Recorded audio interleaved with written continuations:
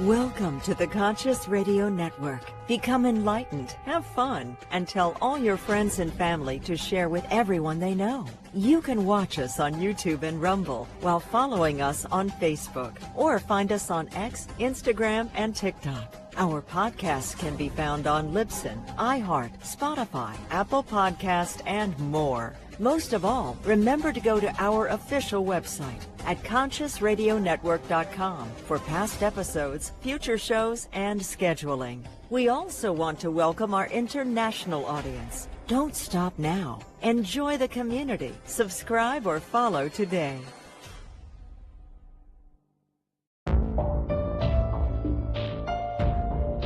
This is the Conscious Radio Network.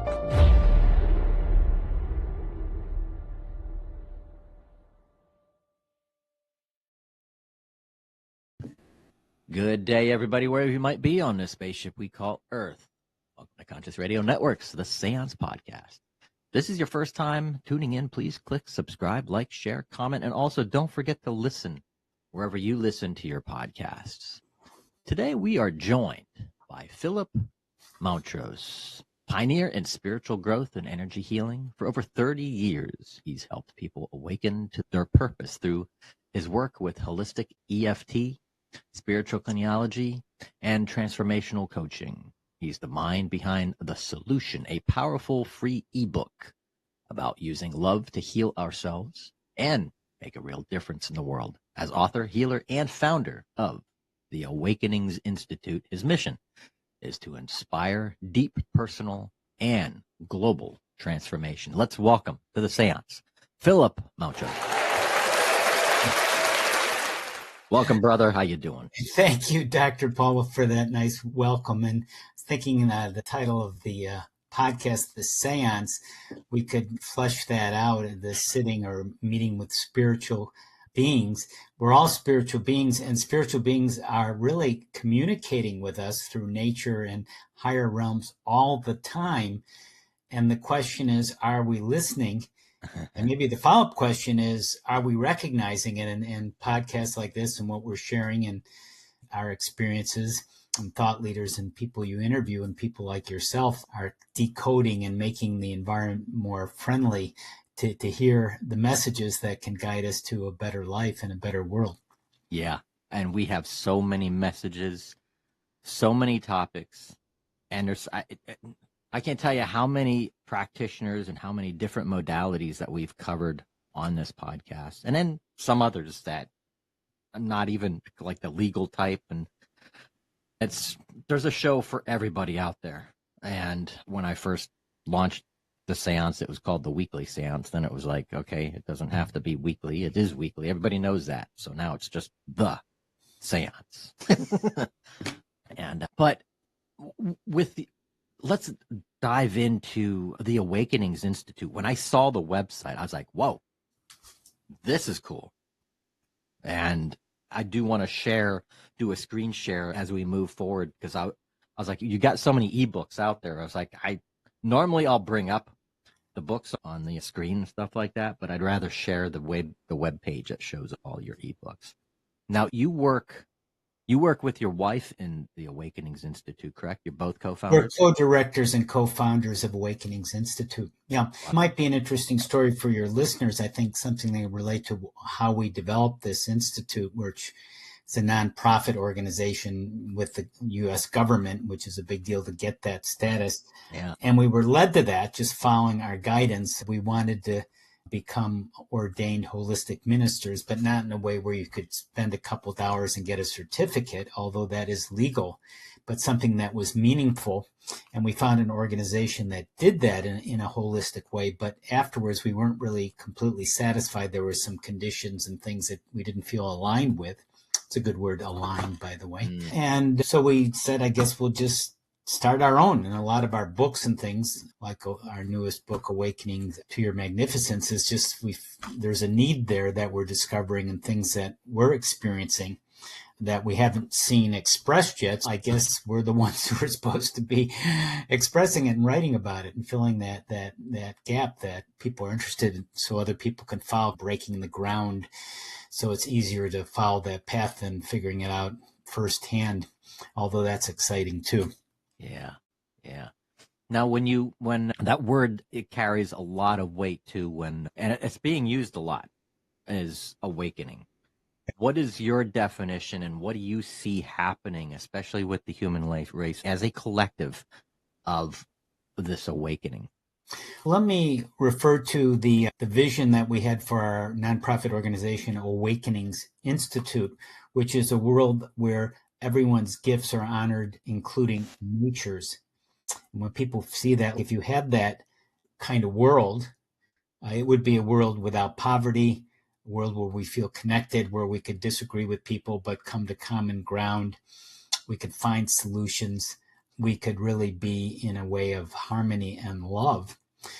And it's interesting what is more magical. We're discovering different things that are magic. That's a kind of a powerful world.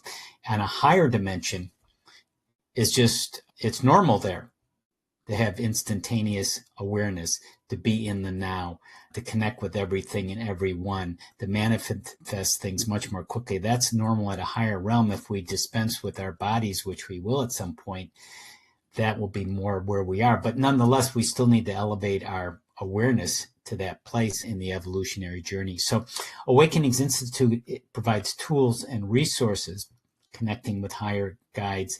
First of all, connecting with your soul for that guidance, and other tools. It could be everything from oracles to different healing modalities, some of which we've developed, like spiritual kinesiology, to just connecting with the infinite field, the field we call pure potential, and many other things. So using these resources daily, so your life becomes more of a magical journey instead of an everyday sort of default set point where you're going through the motions, so to speak, a lot of the time. Yeah, I've noticed too is some of the people, as far as awakening, they're starting to observe the synchronicities in their life, the hints, the symbols, the little pushes and nudges that the universe or spirit kind of gives them. And I notice more and more people are starting to realize it, whether it's before a discussion I have with them or after. They come to me going, whoa, because they knew the work that I do. They're like, oh, you won't believe what I just experienced the other day. No, tell me about it. I'm like, see, you're waking up. They had wake-up calls, yeah. And then as the new age, the age of Aquarius, an age of questioning, a lot of the old forms are falling away. And I think what you referred to there, I want to pick up on, is that idea of what you're thinking and what you're saying. The idea in raising your set point, your normal way of being, your normal patterns, is to become very aware of what I am thinking and then what I'm saying, which is often a reflection, because that goes out into the world and changes what happens. In other words, if I'm saying, oh no, this is happening, why is this happening again? People don't listen to me, people don't respect me, people don't pay me, whatever it is, the don't lack mentality, we're putting that out and we're running in those tracks again. But if people are listening to me more, people are paying more attention to me, I am paying more attention to them, I am being more loving to them, and we're saying those words. So you start to catch your words, you say something like, this isn't happening again, or why didn't this work out? It could be teaching you something, which is good, but you do want to be careful of what's coming out of your mouth. And I think as you awaken, you become much more aware of that. And that's part of the journey we're all on. Yeah, it's like a deprogramming.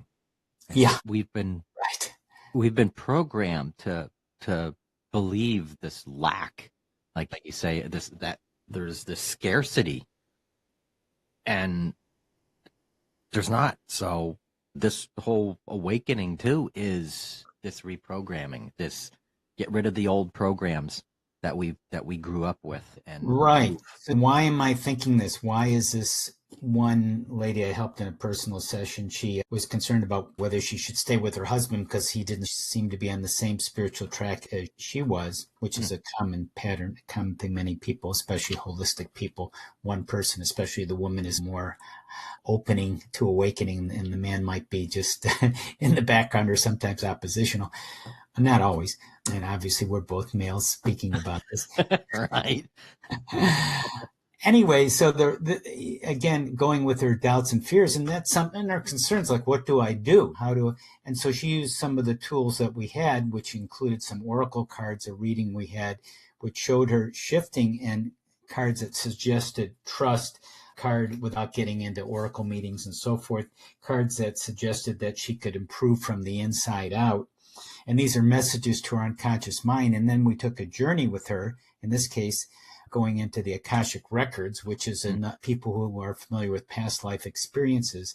If you expand that out quite a bit further, you have the Akashic records, which is your background, past, present, and potential future, and everyone's, this cosmic database.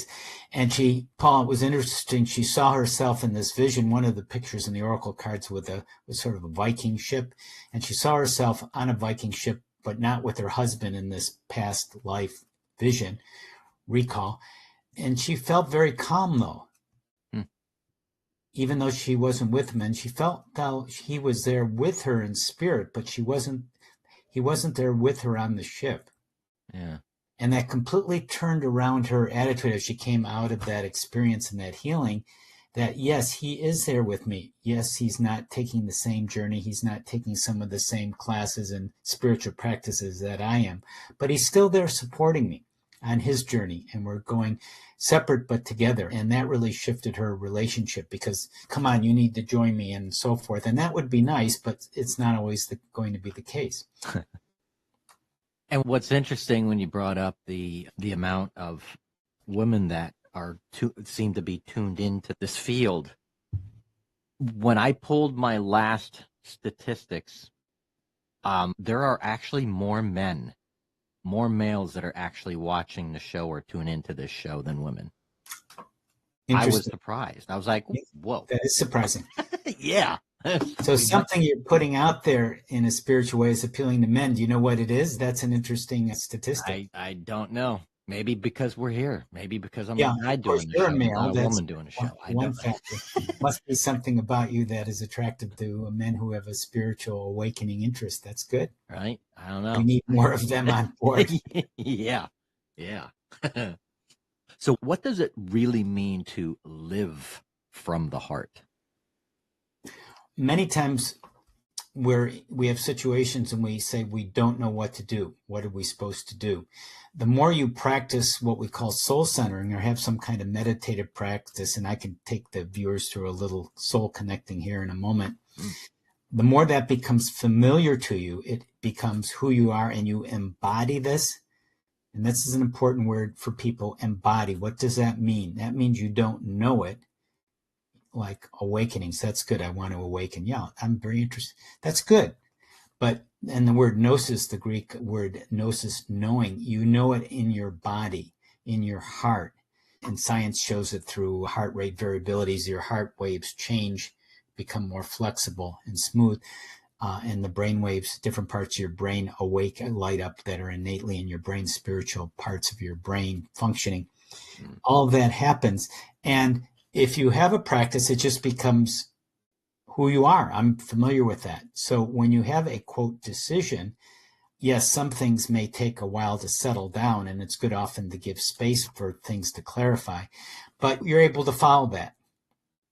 And to get to where I am with doing things like some of the things I've shared, Awakenings, this nonprofit organization for awakenings, developing things like spiritual kinesiology, in 2000 writing a book called Getting Through to Your Soul, The 4 Keys to Living Your Divine Purpose. In 2000, people weren't talking about purpose, although it's in ancient scriptures and Bible and Hinduism. But now it's fortunately getting more commonplace. And so the path is more accessible. But the more that becomes part of who you are, like, yes, I do follow my heart, and it will take and this is a nice religious term, but is very relevant, I think, today, a leap of faith. I want to do that. I don't know if it were going to work. Of course you don't. But what's your heart telling you? My heart's telling me I ought to do that. Okay. Are you going to listen to it or not? I don't know. Maybe it won't work out. And what will my family say? And what if this happens? And what if, and so forth. So there it is. It's laid out to you. So the more you start to choose your heart, And a lot of the things we did, like we were living in Sacramento, California in the 1990s and didn't like it there. Nothing against that city, but for us, it wasn't right. We wanted to move. Where did we want to move? Our heart was taking us to a place in Central Coast, California. We wanted to move right away, but there are technical things like affording it and moving, et cetera, and timing. And when the time was right, it just opened up and happened easily. But that's where we wanted to go. And we didn't know anyone there, but our heart was taking us there as a good place for us. And we've lived there for 25 years very happily and wouldn't want to move anywhere else. And we're so glad we followed our heart. Now, if we didn't, we still have an interesting life and probably have to learn a lot of maybe tougher lessons because we're taking a tougher path in a way, going against the current, going against our heart's suggestions. Yeah. And before we move further, I wanted to have you, where can people find you? You got a website, and have it scroll on the bottom here for those who are going to watch it. Our website, we have several websites, but it's gettingthrough.org/holistic, gettingthrough.org/holistic. And we have a free, what we call a pure potential kit, how to connect with the field of pure potential for healing, including like an EFT and emotional freedom tapping, a holistic version of it that we wrote. They could get that at tinyurl.com/pure-potential. So there's a free resource kit. People might want to check that out as a good starting place at tinyurl.com/pure-potential. That's a shortened URL for people to remember. Okay. And let's see, I was going to bring up the website here because of all the ebooks that you have. Yeah, we do have we have a lot of books. And actually, the most recent book that we wrote is called Awakening to Your Magnificence. And the subtitle is Your Journey into the Next New Frontier for Humanity. And that's where the message that my wife got. We had a Reiki session, and she connected with the Archangel Metatron. Yeah. Celestial scribe. Some people may know that angel. And it suggested that it's time to enlist your full range of resources. And that's part of what we are exploring here and talking about today. And we wrote about a list of them, are what we call Mysteries Roadmap in this book, on how people can connect more with their full potential. Ooh. Now, the books are mainly purchased through the website, or are they on Amazon as well? They're on Amazon. And this newest one, Awakening to Your Magnificence, Your Journey into the Next New Frontier, that's in paperback too, or you can get it in a Kindle ebook copy. Yeah. Or at our website, we have ebooks there as well. Oh, okay. All right. Now, for those I'm sure most of our listeners know what EFT is. We've had quite a few shows about that, but I'd like to have our guests. Everybody has a different way of explaining it. Explain what EFT is to our. Yeah, we've written several books on EFT. Some of the most earlier ones, early adopters, and we call holistic EFT. And the EFT simply is based on ancient Eastern medicine, acupuncture, but instead of needles, you tap on certain points on your body, which I'm doing on the top of the head, the side near the bridge of the nose, the side of the eye, and these are key meridian energy lines in your body that balance your body. Under the nose, I'm tapping on them 5 to 7 times. Under the mouth, lower lips, and then the collarbone, the ridge, the bump of your collarbone underneath there, and then your elbows meet under your arms.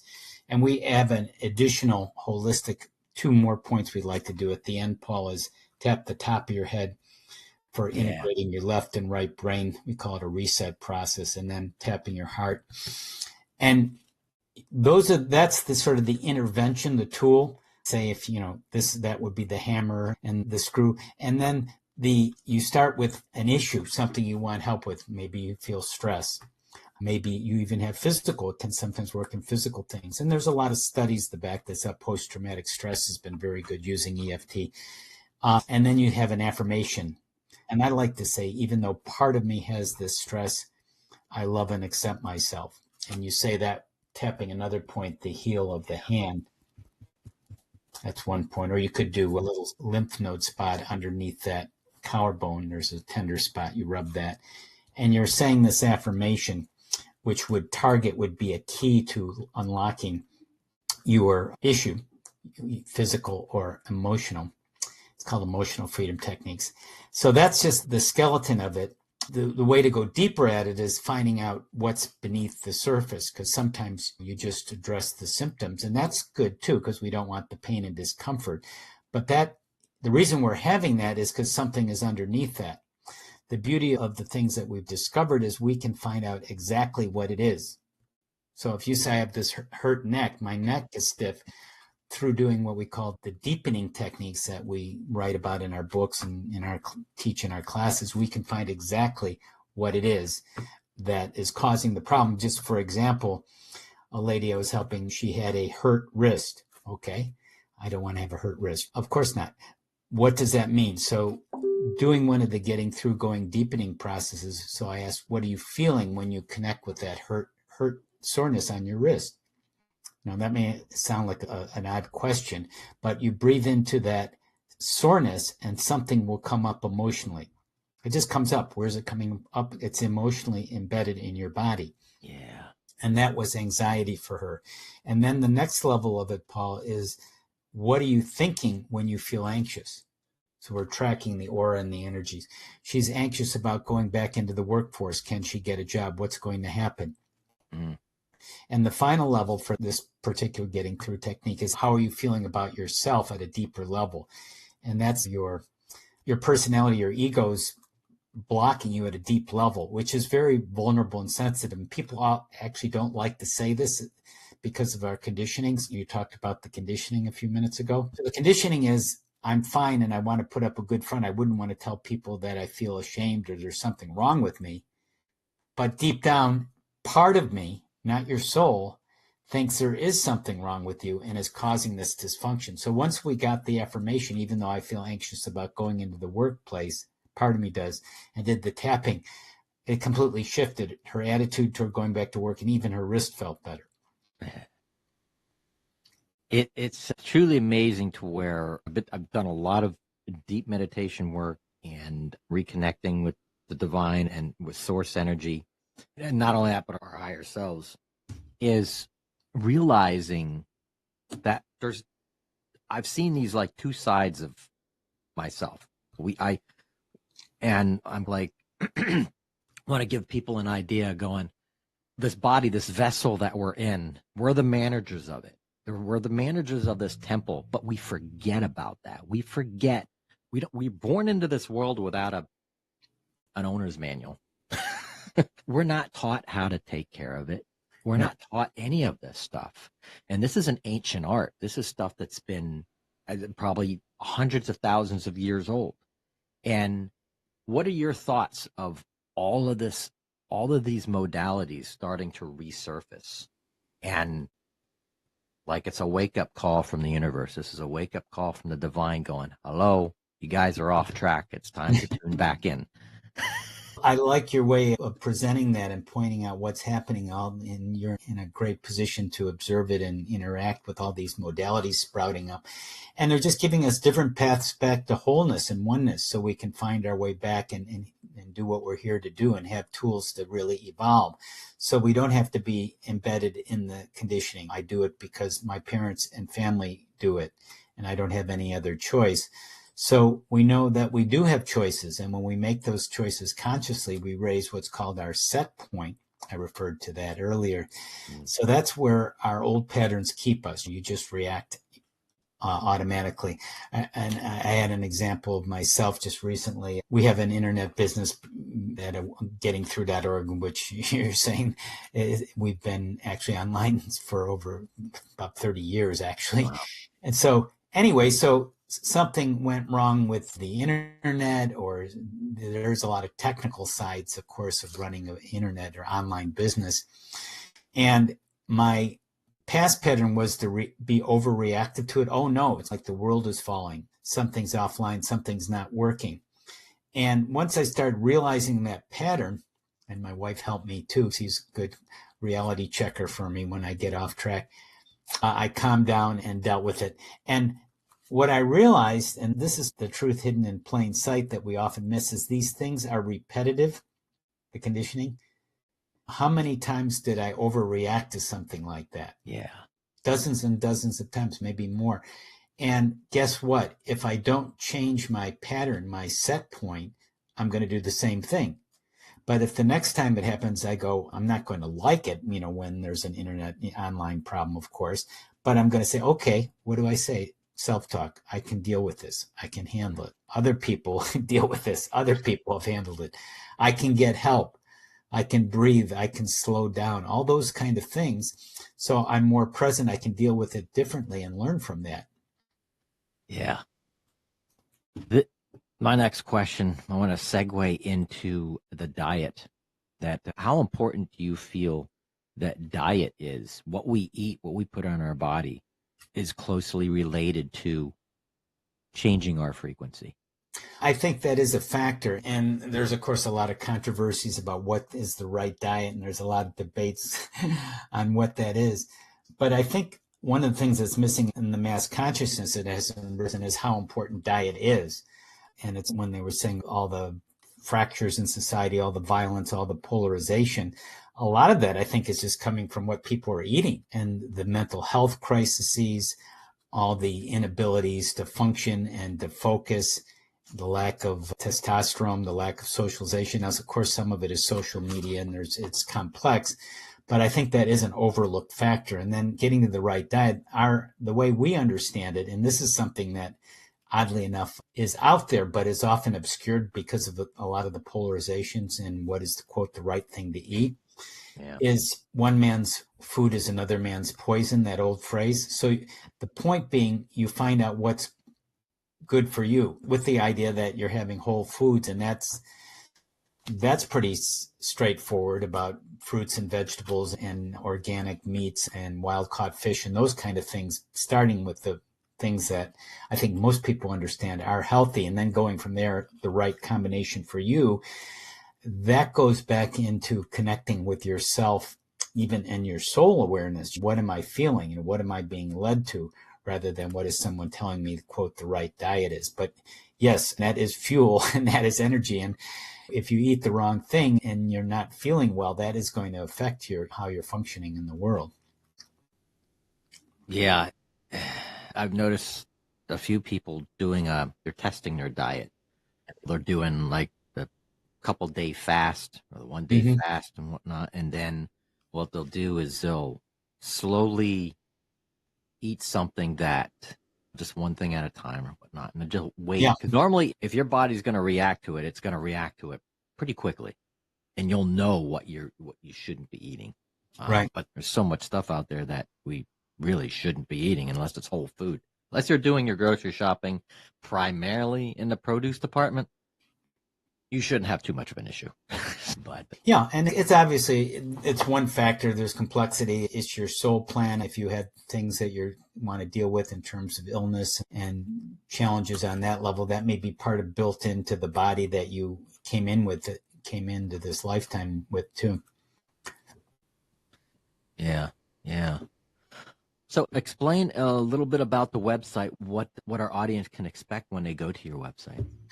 Interesting, in our website, you have the gettingthrough./holistic. We actually have about 5 websites, and there's another one that and they're all gettingthrough.org, the gettingthru.org. Yeah. If you put /spiritual, you'll see some of our more spiritual products and programs. We have a spiritual guide program where we help people connect with higher guides. We use oracles. We use magical tools and processes.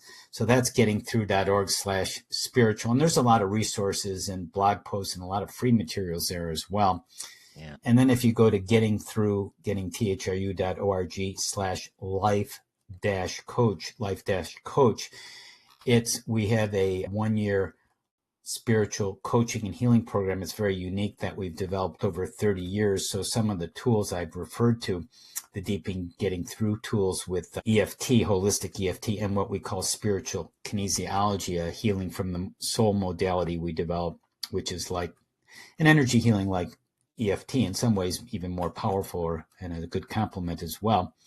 So we teach people those healing and spiritual coaching modalities one-on-one in a program, a certificated program. And we have a lot of information about life coaching in general, because obviously holistic people want to be able to coach themselves and other people. And it's interesting, a quality I've noticed, Paul, about a lot of holistic people is they often say that growing up, people often come to them for advice. They often have been in that role and wanting to help people and serve people even from a young age. So these are tools. Then what do you do with that? You want to have some training and tools and structure and learn from people who know how to help them and been in their place or where they want to go. And that's what we offer. What would be the advice to give someone just starting out on this spiritual path? Because I'm seeing a lot of people just awakening. They're waking up to start to realize, whoa, there's something much bigger out there. They're starting to realize it. What would be the first thing that you'd give? Yeah, I'm connecting with a lot of people who are very into what we're talking about and have virtually no training in it at all. They know that they're empathic. They know that they're very intuitive. When we talk about, they may not have even heard of EFT tapping, which millions of people have done around the world, the globe now, since it was really introduced in 1991. And we wrote our book in 2000 about EFT tapping. So the good thing is they're in the right place at the right time. And it's a matter of what we're talking about earlier, opening your heart, following your heart, and doing it in a grounded way.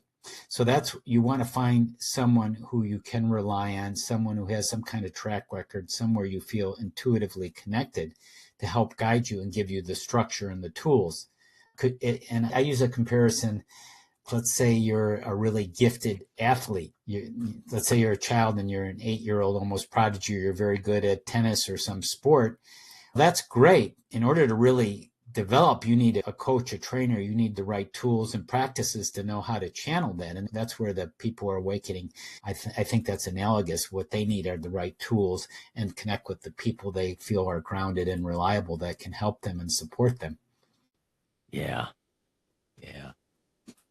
There's also this, seems lately, aside from what we were talking about earlier, is scarcity. I want to shift into the fear aspect. What's the simple way that people can shift out of a fear moment? Like, as soon as you did mention it, as far as EFT and stuff like that, but a lot of people seem to just not do something based on fear, not have it. It just seems to always perpetuate. Yeah, and that's a very good question, very common, and I can certainly speak from personal experience, and probably everyone knows what you're talking about. So that's a part of who we are. That's a part of our conditioning, and that's also tapping into a lot of fear-inducing external influences. And that goes back to where we started, Paul, of connecting with the heart. And maybe we should do a little process here to just experience what I'm talking about. And once you have that, becomes the groundwork of where you are every day. And when you have a fear thought, like you were saying, then you say, I'm not connected with my heart. And I go back to what we're going to be talking about here, to a peaceful place, including breathing. It could be EFT tapping or other modalities like you explore. But to have an experience, an easy way we like to share being in a soulful place is just breathing and relaxing. If you can close your eyes, I know if people, if they're in a safe place, they can do that too. Not driving. Please don't be driving. If you can, or just in a relaxed place. And as you relax, your brain waves slow down, which is good for opening up the spiritual parts of your brain that are innate in there, and slowing down your heart rhythms, which opens up your heart to smoother waves, flowing waves. And as you breathe in this calmness and this relaxation, you start to take back your own energy. And you breathe out things you might have picked up along the way, extraneous stuff, cleaning it out with your breath. And as you continue to relax and become calmer and more at ease in every part of your body, you imagine yourself lifting up to a beautiful mountain or a high summit. Just allow yourself to go to that beautiful place where you have a sense or a sight of 360 degrees. It's perfect now. Everything is where it should be. You have this beautiful panoramic view. and you connect with that soulful place, and you realize that you have a lot of resources there. The world is very different from that place. You feel connected with everyone and everything.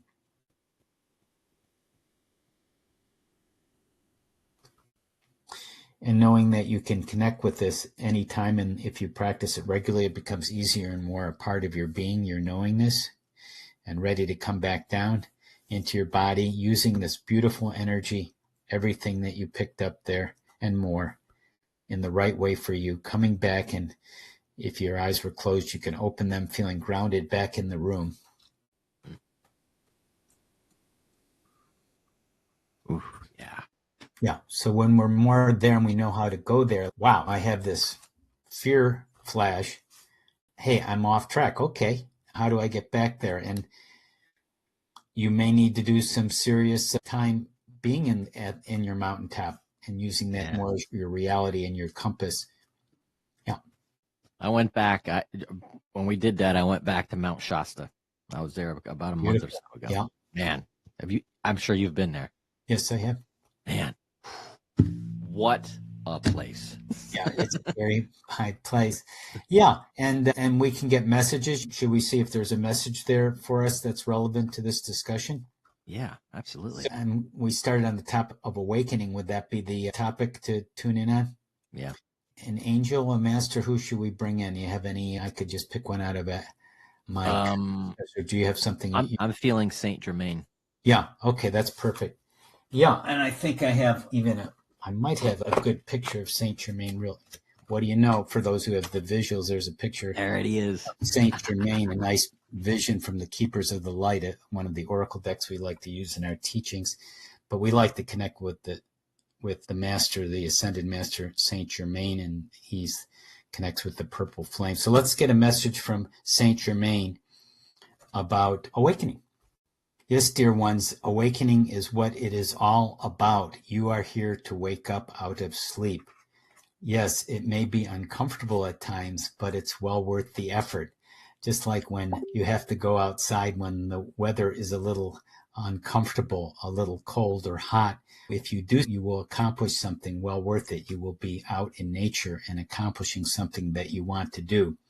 Indeed, what you do want to do with your life on a deeper level, the want is actually a deeper desire that may be somewhat dormant, but it is there. And by becoming aware of it, like right now, you become aware of that awakening light. As you did that mountain meditation, maybe there was something there you can draw on that could be a anchor or reference to this awakening energy. We sometimes use a purple flame for cleansing. Whatever it is for you, something that awakens you, that knows it's worth going outside in the colder or hotter weather. It's worth taking that extra effort when needed. And then life becomes not so much an effort, but a magical exploratory journey where home is where your heart is, which is in the moment, which is right now. And you're living more in that now rather than in someone else's version of what you should think or do or be, or just maybe some instinctive resistance that your body is temporarily experiencing that you can overcome and easily adjust to. So we encourage you to keep the idea, the theme of awakening as part of your everyday experience, and we will be there with you and always available to you as well. With much love, Saint Germain. Yeah. Thank you. Thank you. Before we wrap up the show, I always have every guest on here, to close with a takeaway for our audience, some words of wisdom. Words of wisdom. Okay. We've had a bunch. Yeah, we've had a few today, hopefully. And I think in the many things we've covered and touched on today, Paul, just feel what your heart is suggesting to you as your next step. Just make it small, make it easy. What's my next step? Maybe it's to breathe. Maybe it's to go outside after listening to this. Maybe it's to remember awakening is important to me as part of my journey. Maybe I can find some tools or resources from what we shared today or elsewhere to awaken. Yeah. Make it easy. Make it your next step. Yeah. Yeah. And two is if we feel lost, all we got to do is ask the question. Ask the question. Well, we do it out loud or to ourselves. If we ask the right questions, we'll get an answer eventually. Yeah. And a good question on that note is, what else is possible? What's possible now? Usually a lot more than our conditioned mind. Everything, anything and everything is possible. Everything and anything. Yeah. And that's that field of pure potential I mentioned earlier. Yeah. Phillip, namaste. Thank you so much. Namaste. Great being with you, Dr. Paul, and your show. Keep up the good work.